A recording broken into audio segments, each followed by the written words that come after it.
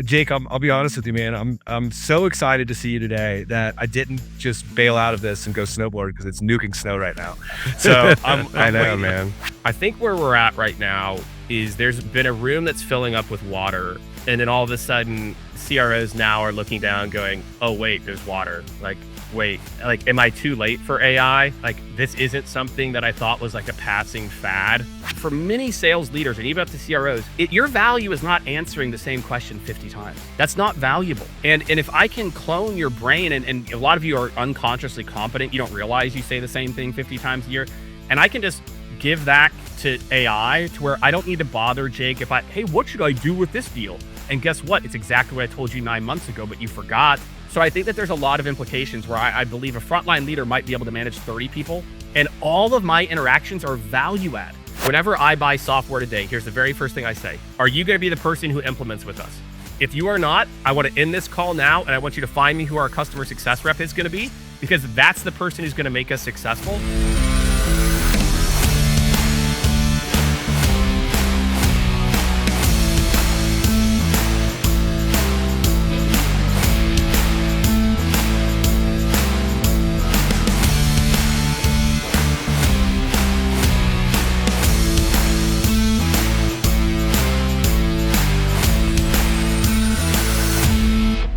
Welcome back to another episode of the Cheat Code and Friends, joined by my partners Justin Gray, Josh Wagner. How you guys doing? What's up, Sean? Kicking just it. chilling here. Yeah, excited. This is my inaugural intro, so we'll see how it That's what I'm goes. saying. Just like rigging it, yeah. season 5 now, and this don't- is Sean's first intro. They don't let me do a the lot big of boy talking. training wheels are off. That's and, right. And here we that's are. right. As our guest said Uh, pre-show, fucking Sean Kester. Yeah. It's usually the reaction that I get. Well, I'm excited for today. We've got someone I've known for quite a long time. Jake Dunlap's here, CEO of Skaled. Skaled helps executives around the world accelerate business growth with data-backed sales solutions. But more than that, Jake's been in the scene for a long time. He knows what he's talking about, and we're stoked to have you on here. Love it. I'm looking forward to it as well. It's good to see you, man. I'm excited to let you get out and get on the snow as well, too. As am I. Well, I think, one of the first things that comes to mind, I know that you've seen a lot in your day. You've worked with a lot of different companies. You've seen a lot of different things. Recently, we've been talking about different trends, especially when it comes to, things changing within sales, especially, at the enterprise level and kind of the varying and evolving role of the CRO. Just kind of off of top of mind, what are some of the trends that you're seeing right now? What are the things that, you're coaching those that you're working with to be prepared for? Yeah, well, one, really excited for the conversation today, guys. It's going to be a fun one. Yeah, good to see you. And to jump into it, yeah, good to see you. These are all like familiar faces I haven't seen in a while. So this is also fun. This is fun for me. This is fun for me too. So here's where I think we're at right now. So I was on a call with somebody earlier today, and I thought that he described this really well. He said, I think where we're at right now is there's been a room that's filling up with water, and then all of a sudden CROs now are looking down going, oh wait, there's water. Like, wait, like, am I too late for AI?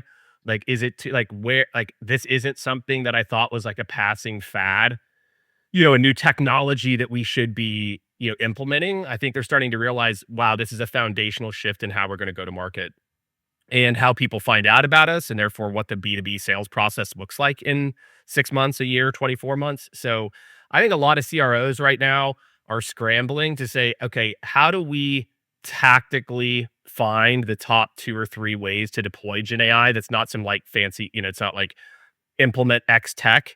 It's, hey, we're going to change the way that these people work, because AI is more a shift in how we solve problems as humans, less of a new interesting technology. So I think we're in this like very beginning, still step probably 0 to 1 of, oh crap, I have to do something in Q1, Q2 that changes the way that maybe I learned how to do it and made me really successful back in 2015, 2010, 2005, and maybe implement a whole new way for my teams to work. And that could be from prospecting to how we get new enterprise logos in, to how we grow those accounts. So I just think there's a lot of change, and we're at the very, very early stages of this. And I think CROs are finally starting to realize, like, yeah, like now's the time. Yeah. So Jake, from your kind of step analogy there, well, first I'll put this out to the guys. Like, I certainly know what the area of the sales processes that I hear the most interest in AI in. But Josh, Sean, I'm curious if this is ubiquitous to you guys as well. But like the SDR role, like that's what I get more questions on than anything out there. I would consider that to be like step 10 on your analogy, Jake. Like, why? I mean, do we just try to throw technology at the thing that we're least successful hardest at, thing. or that we have the most concern or breakage in? Like, why do folks tend to gravitate there versus, I mean, you mentioned like research and, like putting together what I assume would be like an account plan or understanding what's going on in an organization, like really simple steps, but it seems like people kind of springboard beyond those. Yeah, let's talk about that. And we'll break it out by like prospecting and then the sales process itself. So I think prospecting, one, AI is really good at really deep, amazing insights, right? So if I'm researching a company and I'm a 23-year-old and I don't know what a VP of operations in an industrial manufacturing company does, well, I can say, hey, the trends for industrial manufacturing for, airplane parts in the Pacific Northwest, like here are the three trends that are happening that we solve for. So like hypothetically, it should be leading to better outbound. It's not. Instead, instead we're using AI like to just perpetuate the like, oh, you went to Arizona State? Oh, bro, so did I. Like we're still just perpetuating these same old school plays where the companies that are really doing a good job are not trying to automate outbound. Instead, they say, I can make Yeah. my 23-year-olds sound like 20-year vets. That's right. Now when the salesperson, gets on the phone, they got to, live up to that, which is a whole other thing. So there's that component of it. So when it's done right, it can help us to really get locked in. We call it the triangle, persona, sub industry, trends happening to that person that we might be able to help for. So that's kind of to me like the table stakes way. Everybody should be doing that with outbound. You can build custom GPTs, or obviously we build a lot of agents for people around this stuff as well too. But in the sales process is probably where I think we're going to see the biggest shift, which is what AI is also good at. So like we built one called like strategic deal planner. And what it will do is it will look for like layers of power. It'll say, hey, in that last two calls, Sean didn't talk at all. Sean's job title is this. You may want to flag this. And all these tools out there, these conversational intelligence tools, they're listening for keywords like did Jake identify the medic, the whatever That's right. buyer? Not did Jake actually run a good call? And so the ability, there's kind of two things in the sales process. One, the ability to do really good deal strategy and be able to put together that ROI story and then use a tool like Gamma.app. By the way, if you are not using Gamma, there is It's the no fucking tool best. that has changed the way that we fucking consult than this tool. It is creating a divide within our firm. We've got 35 plus consultants now of like the haves and have nots. And it's like, if you are still creating Google slides, like you just can't keep up because It's the like craziest shit Gamma, ever. it's so, and if you don't know what I'm going, I don't get paid. I'm not like a paid sponsor. I don't have like a Gamma app shirt on or something here. Well, I think Josh may What- be, because I think he's posted on LinkedIn about this like Oh my several God, times. But it's this is- incredible. But this is my point. I can literally take the call transcript from my conversation, use ChatGPT or something like it, convert it to like our statement of work format, and dump it into Gamma for a $550,000 pitch. That used to take me and the team 7 to 8 hours. That's right. We can now get to V1 in 25 minutes and still spend 2 hours making it V5. And so the sales process to me is actually one of the more rich use cases. And the second part of the sales process is for my sales leaders out there. And I was on site with one of our clients, the Atlanta Hawks, a couple weeks ago. We were talking about this use case. Sales leaders, you should all have your own GPT. You answer the exact same stupid question 50 times a year to 13 different reps. How should I do this? And like sales leadership for many sales leaders and even up to CROs, your value is not answering the same question 50 times. That's not valuable. And if I can clone your brain, and a lot of you are unconsciously competent, you don't realize you say the same thing 50 times a year. And I can just give that to AI to where I don't need to bother Jake hey, what should I do with this deal? And guess what? It's exactly what I told you 9 months ago, but you forgot, right? Like, so I think that there's a lot of implications where I believe a frontline leader might be able to manage 30 people in the future, 40 people. And all of my interactions are value add. It's like literally coaching with you. It's not giving you advice. It's like, hey, Sean's trying to get better at multi-threading. And so I'm working with Sean and how he's leveling up his executive communication or something. Like those are things that don't just happen with a tip or a trick. Like, hey, Sean, you need to sound more professional or whatever. Those are things that take skill building. And so the job of sales leaders, I actually think is going to level up to really be very, very high EQ, very, very high EQ, very, very much like if you can't add value to that sales rep and adding value isn't answering a basic question, the sales rep's going to say, why would I talk to you? And the same thing for buyers. If your sales, like they're already coming in and comparing you in a matrices, right? They're saying, hey, ChatGPT, I'm considering this. I'm considering this. Tell me the 3 people, 4 strengthened by these 15 criteria. If your salespeople also can't add incremental value, people will want to opt out. And I think that's the scariest trend in B2B, that whenever I buy software today, here's the very first thing I say. Are you going to be the person who implements with us? If you are not, I want to end this call now, and I want you to find me who our customer success rep is going to be, because that's the person who's going to make us successful. So when I vet you, I don't want to know Jake's opinion.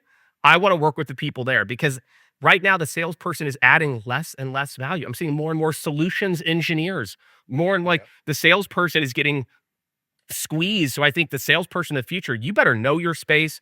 You better add incremental value, or why would I want to talk to you? You're not even the person who's going to help me to go live. And if you're not the person who's going to help me actually get utility out of the product and get impact, why would I want to talk to you? So I just think that there's just a really big evolution around what buyers are going to expect from sellers in the sales process, how buyers are going to need to show up, how leaders need to be able to interact, and everything in between around kind of where AI is going to make the customer journey different, than it has been in the last, 20 years or so. So there's a lot there, I think but I think there's one really important takeaway, which I was arguing with a head of sales at a Portco about this a couple days ago, because they were going through 2026 budgets, and like the proposed software budget is just monstrous. It's like 20% of revenue. And they're like, the fundamental that I'm taking from what you're just saying is like, if there is an outsized investment that you can make, I think it's frankly like standardizing a team on one GPT, one overall LLM provider, and then building models informed by what you're doing. But then how do you integrate that just in your normal day? What do you normally do as a rep, as a leader, as anyone within the org? And how are you augmenting that so you don't start at 0 every time, but you start at 8 or 10 or 15 or whatever it happens to be, and then your output is just better across the board. But from what I've seen, people just don't default to that. They go out and they search for who are people using for fill in the blank, and then they throw that into their budget. Clay, like they answered everything. Hey, I want to. The answer. Hey, did we implement Clay yet? Like it's that, or hey, did you guys implement Gong? I'm like, Jesus, like, do you guys know how undefensible these products are? Like, look, we're partnered with both these tools, but I'm just going to be very blunt with you. To your point, it's like, these are work point flow tools. Like, these are tools that I was talking to somebody about this, a PE, last week. And she's like, Jake, well, what's the value? I was like, time and speed. The future is if you need a data point and there's 150 people that have it, you only need these 2. Eventually, these tools are becoming so easy to build. And if you are not paying attention to Claude Code right now, and you are in software, you want my body to just put your head in the sand, because it is terrifying how good it is getting at building tens and hundreds of thousands of code a day and then self-cleansing and checking itself. And so I think what you're seeing is there's this, to your point, Justin, there's an AI checkbox. But the good news is I do feel like people are sensing that a little bit of okay, yeah, we invested there. It got us there. But do we need it? If it's conversational intelligence is the ultimate race to the bottom, right? Yep. It used to be defensible before, but now there's products. If all I'm doing is ripping out the transcript, totally. I'm going to pay $10 or $5 a month for that, or just it's included in my Zoom license. I'm not going to pay $135 per month per rep. So I just think we're at this transformation. But I will say I'm seeing positive indicators where companies are starting to realize okay, we need to do something about AI, and maybe just another AI tool isn't, the end all be all, right? Just because it says Yep, AI. I hope so. Yeah, I'm with you. Like, I think the sales process is the most interesting part of the whole application, and that applies not only to the rep but to the sales leadership as well, right? Like, how do you do quick overarching evaluations of pipeline and look for gaps and the lack of, consistent use of exit and entry criteria, whatever it may be. Like, I don't need to look at every freaking deal. It's going to tell me, and I'm going to figure out who the offenders are really quick. And guess what? It'll probably come up with a remediation plan that I don't have to come up with myself. That's right. That's right. Okay, say, hey, now build. Jake is struggling with executive. Now build a 6-week training program with 30-minute agendas of pre-work and post-work, and the agenda for this. And I'm me as a leader. I'm worried Jake's going to have an issue because he's somewhat combative. Help me to write the script for the conversation with Jake that helps him get better. Like, done. Do this right now. Yeah, Jake, it's funny that you. Go ahead, Sean. No, go ahead. I'll ask you after. I was just saying, it's funny that you said like take your transcript, dump it into ChatGPT, and then, go into Gamma. I moved the Portco from, single location sales to multi-location sales, right? And the sales team wasn't necessarily equipped with that. They're younger sellers, didn't know how to do it. So that's exactly what I did, right? I said, hey, take what you know, because I built a GPT for that organization as a sales leader. Take what you know about us, help me design a multi-threaded target account process, and then I need to build a series of trainings around it. Right. Iterated on that for, an hour, got it into Gamma, and have like 8 weeks of training. Right. And we go through it like methodically, one by one. I mean, that would have taken months. Right. And, LMS and this and that and all this bullshit. Like, it's just an incredible hack for moving quickly. And if you need to change, you change it. Well, Jake, when you talk to these CROs, obviously they've got a lot of things to do. They know they needed to implement AI of some sort. You're giving them kind of the keys to the castle on where to go, where to look, what part of the process. Now, where do you recommend they actually go to implement this, or to go discover? Like, and I mean by who spends the time doing it. We've had a couple other people on the show that have some opinions on, like, if there's a specific role internally that does it. Is there a marketing ops? Is there a sales ops under enablement? Like, how do you practically tell them, like, hey, listen, like, you need to go do this? Is it them going to go kind of doing these skunkworks projects on their own? Like, where do you tell them to start? Where do you think it belongs, in the longevity of the organization? Great question. Step one, hired Skaled, obviously. Sean, that's like answer number one. But look, I am going to be very blunt about this, and I'm not just saying it because I do run a consulting firm. I don't think companies can do it in-house. And look, you can tell me why I'm wrong or not. Like, there's 2 things that are happening. One, this shit is moving too fast. Like, they can't even keep up with the current rev tech stack, let alone like, now you can do this, and now this is this, and this is this. And number 2, they're overworked. So as soon as you hire a full-time RevOps person, I don't care where they live, RevOps, marketing ops, AI ops, you hire 2 AI engineers, they immediately get like smashed with like 2 or 3 projects, and then they get stuck in their bubble and they can't pay attention to what's happening outside here. So if you are going to do it in-house, you need to have 2 things. You need to have people that have enough bandwidth to pay attention to what is happening externally, and people that can build. The good part is the building is you don't need all these software engineers to do like V1, and there's different things that, there's a lot of different low code people and ways to find the builders, but you have to have people internally that can start to pay attention to where the bar is moving and wait, oh, hey, we were going to deploy this way, and guess what? That made a lot of sense 6 months ago. Now we need to go to deploy this way. Like, I'll give you a perfect example of this. So we had a client, we did the initial proof of concept with custom GPTs inside ChatGPT, crushed. They're a Microsoft shop, so obviously they wanted to move into the Microsoft ecosystem. At the time, and by the way, at the time, I mean September, Copilot Studios could not like do certain things within Teams. So we had to go build this thing in Azure AI Foundry, which is like their version of a build layer. It's like Google Vertex, data. It's like, it's just a thing. Took forever. It's like instead of it like having any knowledge, you're training an infant, right? So it's like, whereas these other tools, you just plug it in. Fast forward to November. Well, guess what? Microsoft big conference happens. Oh wait, now I can do all this in Copilot Studios. Well, guess what? Full stop.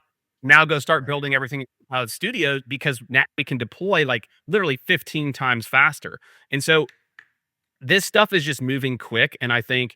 So the cost of software development, the time of software development, we just have to get comfortable with this type of stuff. So I think if you can build that motion, Sean, of like, you give people internally the space and time to help you to stay ahead of the curve. You understand that, look, we need to start now, so let's not try to wait and guess is this thing going to be better in 6 to 12 months? It hasn't been like a nasty pivot. It was just like a pivot. It's like, okay, fine. It's just like, why would we continue to build this way for now when we could build this way? So I feel like that's what's missing in most orgs is they'll hire a few of these AI engineers and they already have in their minds the use cases and they don't even understand the art of possible. And I say building AI is a lot like building product. Don't tell me what's a build. Tell me what your problem is. And then I'm going to help you to understand like, okay, this is a productivity gap. Well, actually, the solution is I'm going to rip the Zoom call. I'm going to automatically parse it. I'm going to log the data to Salesforce in these 5 things. I'm then going to automatically push that to Gmail that automatically writes your follow-up email for you. I'm going to score it against Josh's piece, and I'm going to send you a Slack to you, Josh. That tells you how the call went, and send a Slack to you. Like, this is all doable now. And so you just have to make sure that the people internally have the space to stay on top of what's possible today. And we just start to remove the bottlenecks. And that's really when you want to think about getting on your AI roadmap, don't think about the tools, think about the bottlenecks in your revenue machine. Where are people spending manual time, and think about deploying AI there versus, some like big holistic, solution. So I think you can do it in-house for sure. I just think most companies are struggling because their people are underskilled and overworked. Well, I think the art of the possible comment is so critical because in my mind, like that's why you bring in any sort of outside resource. Like I want someone who's failed at it and then succeeded, then failed, succeeded, and just has those revs because I don't want to pay my folks to go through those revs. Right. And so just that amount of experience, i.e. like what does good look like? What does great look like? And having that context, that's I think just an underrated asset. And it's never going to stop. I think that the other thing, Justin, is like, I think what happens is people are like, oh yeah, we deployed this solution. It's like, guys, this isn't going to stop for the next 3 years. Like we are retraining the way that every single person does their job. It's identical. I wasn't in the workforce when the internet came out, right?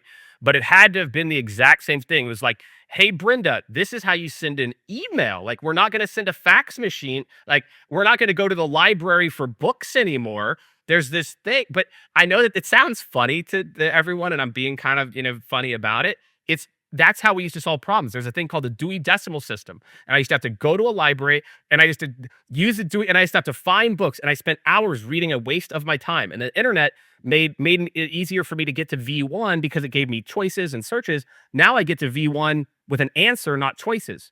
And then I turn my brain on and I get it to V5. So we as employers and CROs and CEOs, we have to realize this is a journey to rewire everybody's brains, yours included, mine included, of I used to do the job this way. I just don't do it that way anymore. Like now I don't do my pipeline reviews. I know, look, you worked at Salesforce, you're the man, and then you worked at Okta, and then I know you're the guy. Like you're a 20-year SaaS god who did all this stuff. But my friend, that playbook just is not applicable today.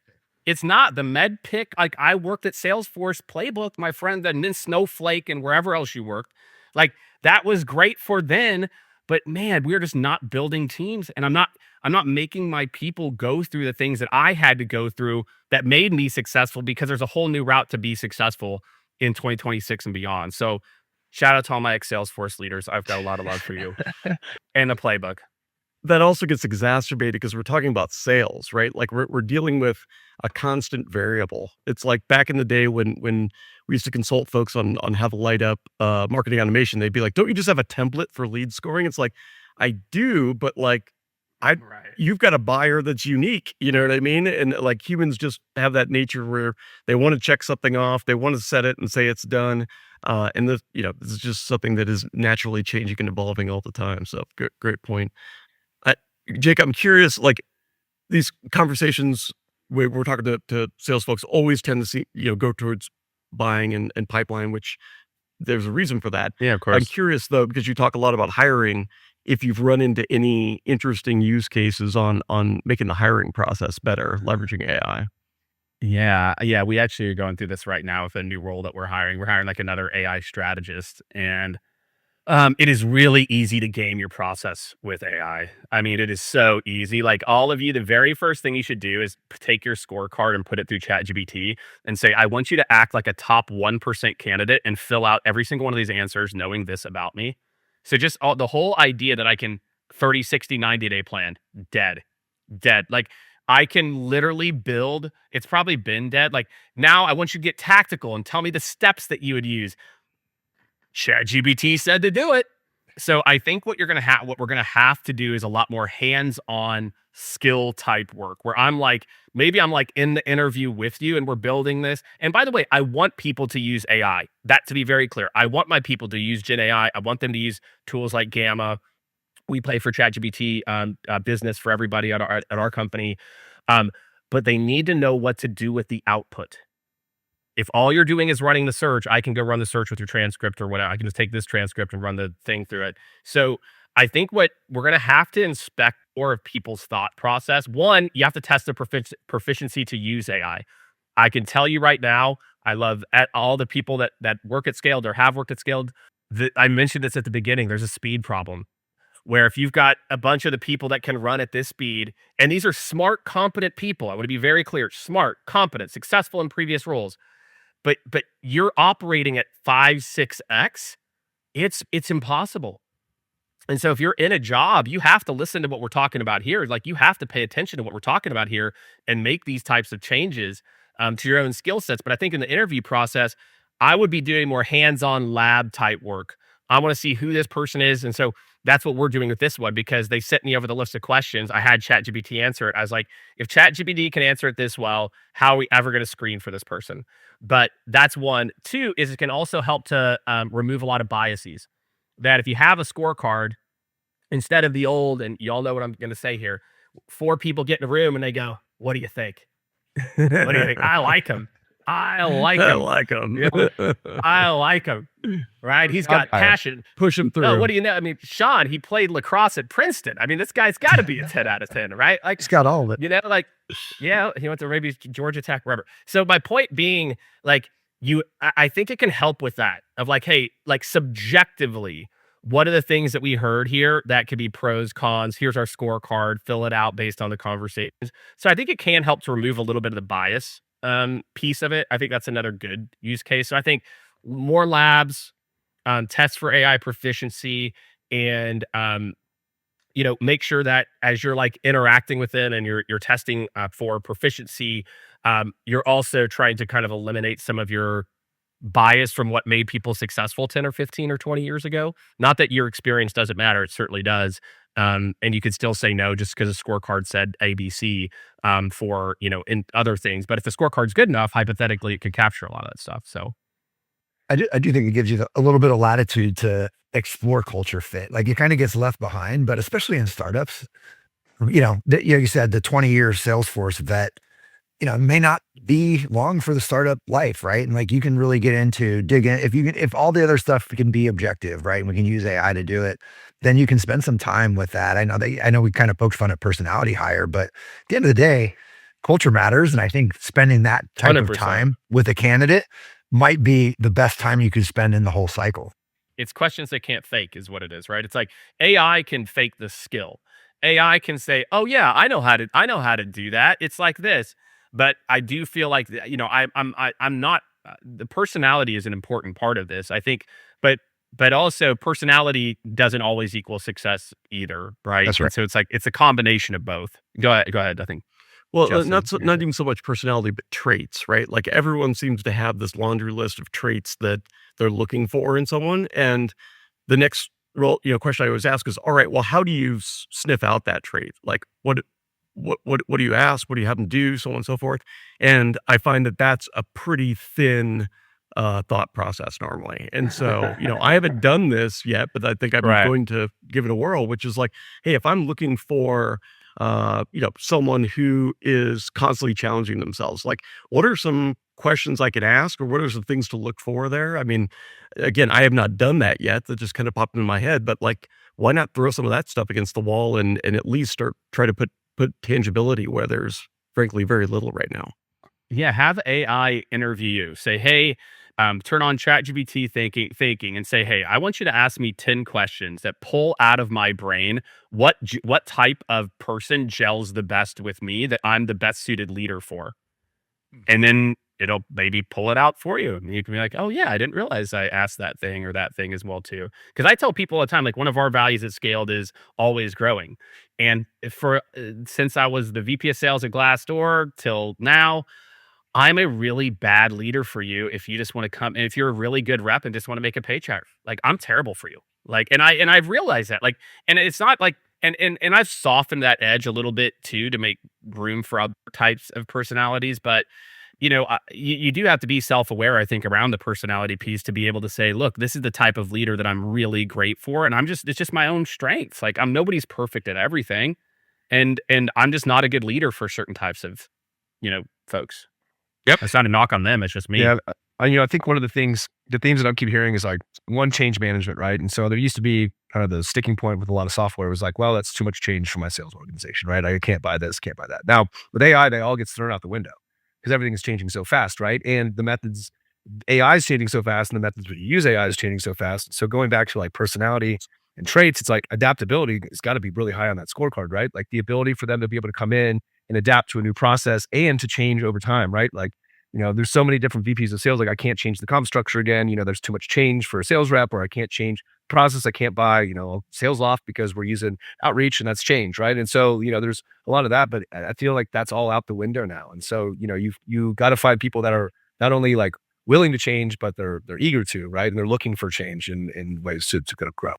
Yeah, I think the interesting, on the practical side, I guess this is just kind of more of a statement, but like if anyone isn't like putting a severe amount of brain power towards designing practicals and effectively like getting a window into how that person works and how you would work with them, like you have to do it. Like there so many founders that we work with are still doing the age-old interview process. And like I said, like if you let me work with someone for 30 days, that will be the greatest hire ever. Right. But we don't have that luxury in most cases. And so, just another opportunity to design those practicals around what you're really looking for as an output or what you're into. I think that's actually, I think that's a really good call out. I think you're going to see more of that. I mean, like, look, we do a lot of fractional work, like, as a part of our consultancy too, like, our core business is in RevOps enablement and, fastest growing part of the business AI work. But I think you're going to see more of that though, Justin. I think you're going to see more of like, look, man, let's do a 30 to 60 give it a year whirl.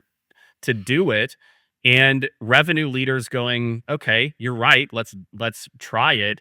I think it's tough though, man. Whenever they're used to making, 400,000, 500,000 a year. I mean, that's the other reckoning is then to realize in 2 years, like you're not worth that anymore. You're worth 200 or 250.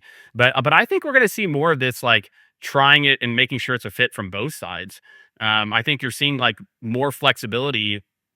At least we're seeing it with people. It's been good for our business where they're open to like a fractional resource for 10, 20 hours a month to run Gong for them or take over part of RevOps. And then sometimes they want to hire that person. It's kind of a win-win for the people. They get to know the culture. They get a chance to interact. Hey, this person's going to be my boss. And, if you think about where employment's going right now, like more and more people want the gig type work. I want to add maybe one or two. And it doesn't mean that they're any that worse than somebody who's full-time, which is a huge, I think, like a misconception that a lot of sales leaders have to get over, that just because someone's fractional doesn't mean they don't care just as much. And sometimes even more than somebody who's full-time as a part of that. So I think we're going to see a change, Justin. I think we're going to see more and more of this like fractional type work where it's a win-win for both sides, potentially.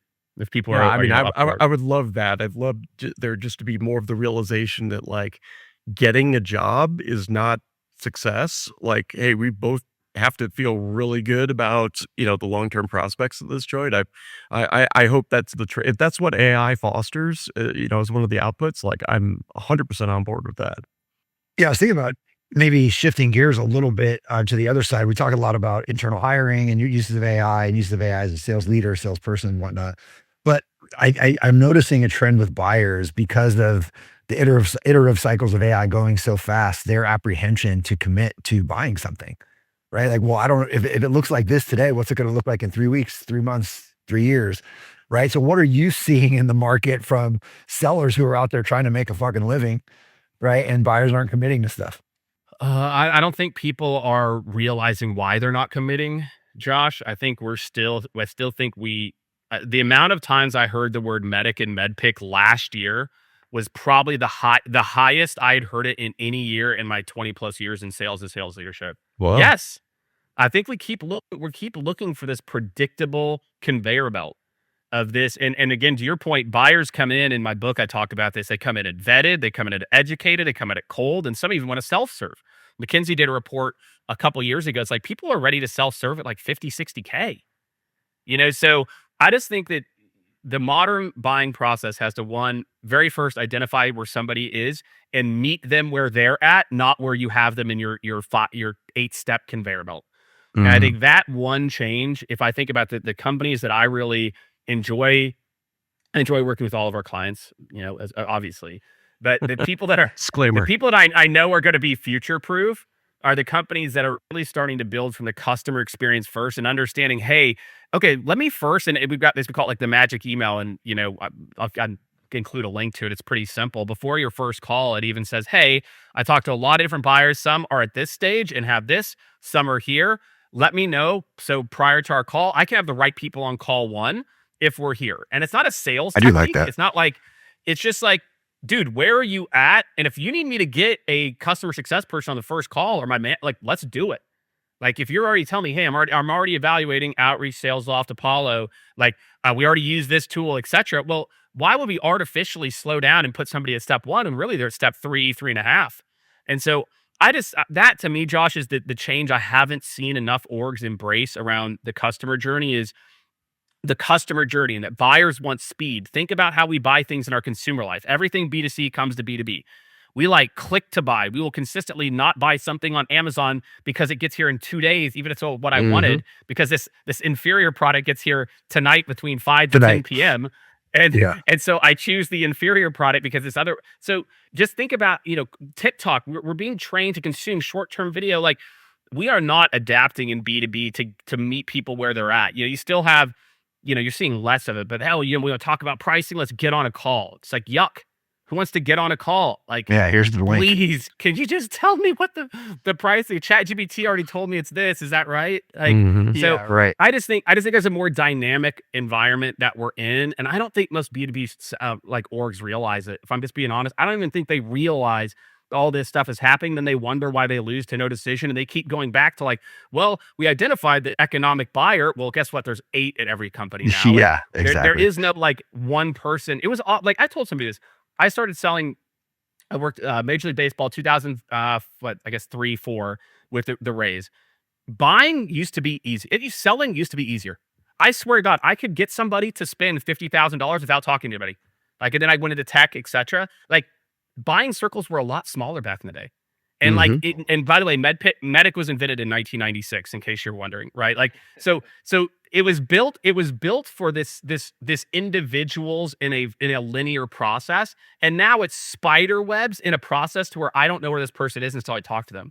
And so, and that's okay. Like, it is what it is, but I just don't feel like there's an acceptance of, guys, we've got to be smarter. We've got to be more clever. We've got to meet people where they're at and stop with this whole like gates and walls. And, I think the companies I think are going to really crush it in the next few years are going to be super transparent, like totally engineered on customer value. Maybe even like, the salesperson still is going to have a role, but they're really focused on customer experience and, making sure that they're hitting their milestones. And I think the great experience is going to be able to, whenever everybody has the same information around, competitive set, pricing, what the product does, one of the only ways you can differentiate is experience. And so I think you're going to see a lot of B2B orgs really start to focus on the experience just as much as product, where product development and product becomes ubiquitous because I can recreate that feature that my competitor just launched in 45 days. What else are we going to have? I don't know. That's maybe a little existential, but I think the experience is going to be all we got. Love it. Well, you nailed one of those little experience things earlier, and it's something that we've actually been advocating across the entire portfolio, which is the implementation cycle, right? Like, move as much of implementation forward into the sales process as you can, because it's the bottleneck in every freaking business is getting up, running, successful, and billing. Like, if we can move that forward.